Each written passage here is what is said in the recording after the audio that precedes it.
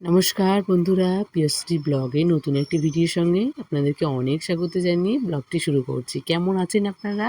অবশ্যই আপনারা সবাই খুব হয়তো ভালো আছেন। আমি কিন্তু খুব একটা ভালো নেই, কারণ ঠান্ডাটা না আমার কিছুতেই কমতে চাইছে না। এত ওষুধ খাচ্ছি তবুও কমছে না, তো জানি না যে কবে আমার এই ঠান্ডাটা ভালো হবে। এই যে শরীর খারাপটা ভালো হতে চাইছে না, কারণটা হচ্ছে একটাই, এই যে এত পরিমাণে যে কয়েকটা দিন গরম পড়েছিল আর এখন যে এই ওয়েদারগুলো এত ঠান্ডা, তো সেই জন্য হয়তো ঠান্ডা গরমটা লেগে গেছে, খুব তাড়াতাড়ি ভালো হচ্ছে না। আর মাম্মামেরও না এখন ভীষণ ঠান্ডা লেগে গেছে, আজকে তো প্রায় 2-3 বার হয়ে গেছে বমি করা। তো জানি না মাম্মামের শরীরটা কবে ঠিক হবে, আমার নিজেরটাও কমছে না।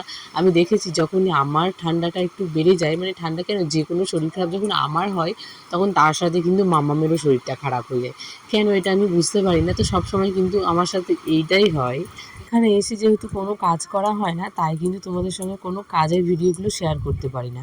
আর আজকে যেহেতু মা একটু ভীষণ ব্যস্ত আছে, তাই বললো যে সকালবেলা আমি যেন স্নান করে পুজোটা দিয়ে দিই। তো আমি এখানে স্নান করে নিয়েছি, এবার পুজোর ঘরে এসে গেছি। আর আগের দিনে যেহেতু এই ঘরের বারান্দাটা না একটু কালার করা হয়েছে, যেহেতু অনেক পুরনো এটা ঘর ছিল, তো সেই ঘরটায় আগে থেকেই স্নান করা ছিল, কিন্তু তারপরে ঢালাই হয়েছে, প্লাস্টার হয়েছে, অনেক কাজ হয়েছে, তো একেবারে নিচের মেঝেটা না নষ্ট হয়ে গেছে।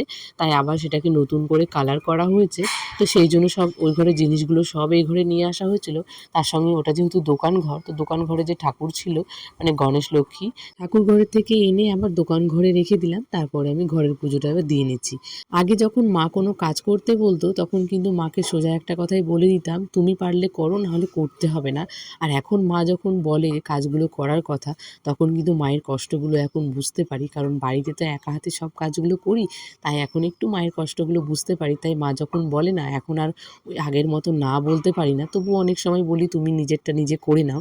তবুও এই পুজো দেওয়া, এই টুকিটাকি কাজগুলো তো একটু করতেই হয়।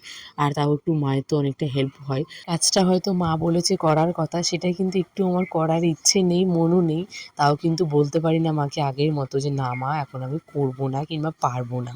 এটাই হয় হয়তো সবার সাথে, সময়ের সাথে সাথে আমরা সবাই পাল্টে যাই, আর নিজের মন মানসিকতাও তো সবই চেঞ্জ হয়ে যায়। ঘরের পুজোটা দিয়ে নিলাম, তার সাথে কিন্তু দোকান ঘরের পুজোটাও দিলাম।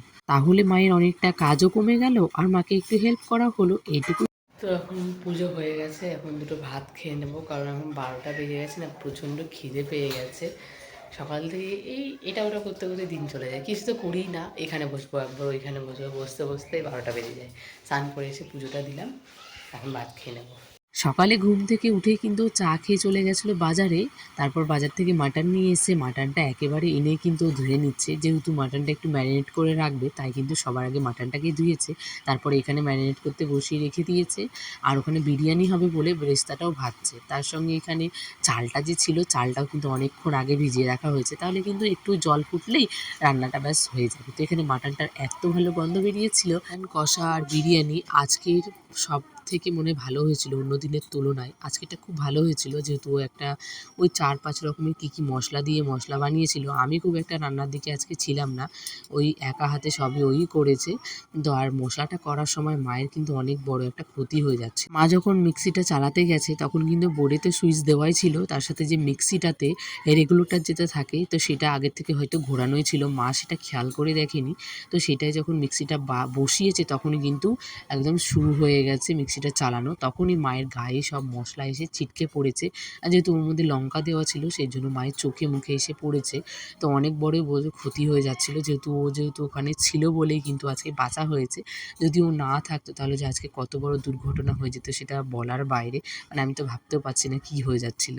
দুপুরের খাওয়া দাওয়া করে তারপরে আমরা একটু বেরিয়ে পড়েছি ঘোরার জন্য। মাম্মাম যেহেতু এর আগের দিন যে পার্কে গেছিলো, সেটা মাম্মামের এখনও মনে ছিল। তো ও বারবার করে বলছিল মা একটু পার্কে যাব খেলার জন্য। তো ভাবলাম যে চলো তাহলে আমাদেরও একটু বাইরে ঘোরা হবে, তার সাথে একটু মাম্মামকেও পার্কে নিয়ে ঘুরিয়ে আসা হবে।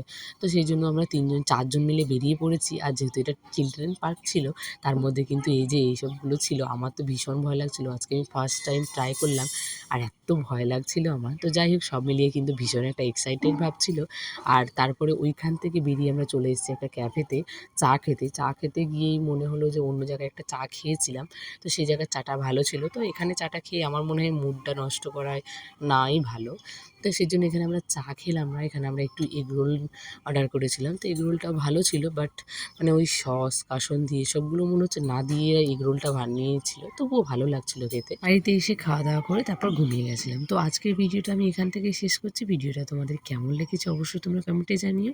আর নতুন নতুন বন্ধুরা সবাই পাশে থেকো, আর সবাই একটু চ্যানেলটিকে সাবস্ক্রাইব করে দিও। দেখা হবে নেক্সট ব্লগে। টাটা।